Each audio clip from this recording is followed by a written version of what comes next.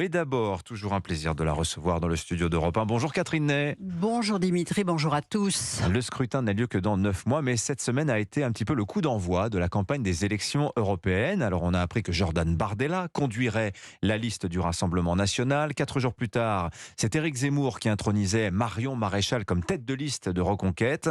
On attend la confirmation de François Bellamy pour les Républicains. 3 nuances de droite, Catherine. Oui, alors d'abord, pardon, Jordan Bardella, où est la surprise? Qui d'autre que lui? En 2019, il conduisait déjà la liste, il avait 22 ans, il était arrivé premier devant la liste macroniste, il a eu 23 élus, c'était une performance. Donc il repart au combat, mais cette fois auréolé de sondages flatteurs, puisqu'il est la 3e personnalité politique des Français, préférée des Français, sa personnalité, sa façon de s'exprimer, son savoir-faire, son savoir se tenir aussi, sont sûrement un gros plus pour son parti. Il est incontournable, invité à la Grande Nuit de Saint-Denis, où il a déclaré que sa participation l'incluait de fait dans l'arc républicain. Eh bien, tous les commentateurs ont fait de lui l'autre gagnant de la soirée avec le président Macron, qui d'ailleurs était très aimable avec lui. Mais alors, s'il améliore son score, s'il gagne encore plus d'élus, vous voyez ce qu'on ira demain. Ah ben peut-être en marche pour la présidentielle.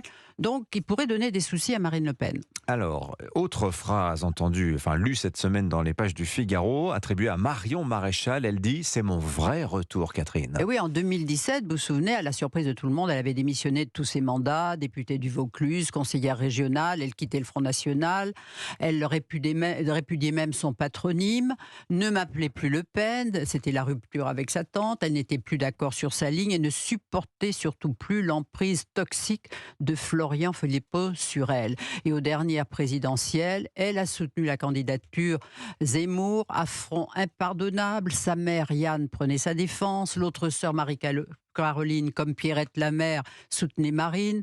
Les femmes Le Pen sont des violentes, disait Jean-Marie Le Pen. Il faut dire qu'elles ont de qui tenir. Mais voilà, on peut se réconcilier aussi, comme cet été, autour du patriarche dont la santé est chancelante. Alors Éric Zemmour, lui, compte sur Marion Maréchal pour rebondir politiquement. Il lui a donné sa feuille de route, toujours dans les colonnes du Figaro, sa priorité, la lutte contre l'immigration, sans surprise. Oui, mais alors elle part avec un bagage mince, dans le fond, le sien, celui d'Éric Zemmour à la présidentielle, 7,3%, qui permettrait, si elle ne l'améliore pas, d'avoir 6 ou 7 députés, pas plus, pas de quoi rouler les mécaniques.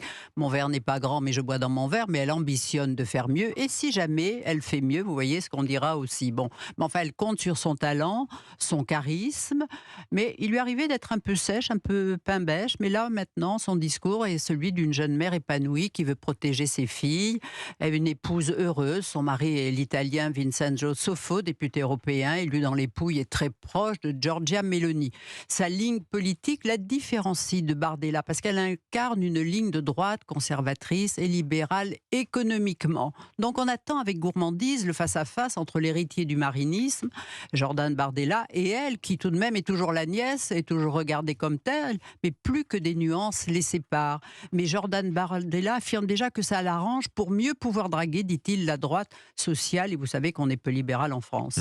En tout cas, ce duo annoncé, Bardella-Maréchal, ça n'est pas une bonne nouvelle pour les Républicains. Mais oui, parce que François-Xavier Bellamy devrait être à nouveau la tête de liste. Il y a 6 ans, avec 8,48% du suffrage, il recueillait le plus mauvais score jamais atteint par le parti. 8 élus, c'était la Bérésina. Bon, à la dernière présidentielle, il avait parrainé Éric Zemmour, mais là encore, mais qui d'autre que lui?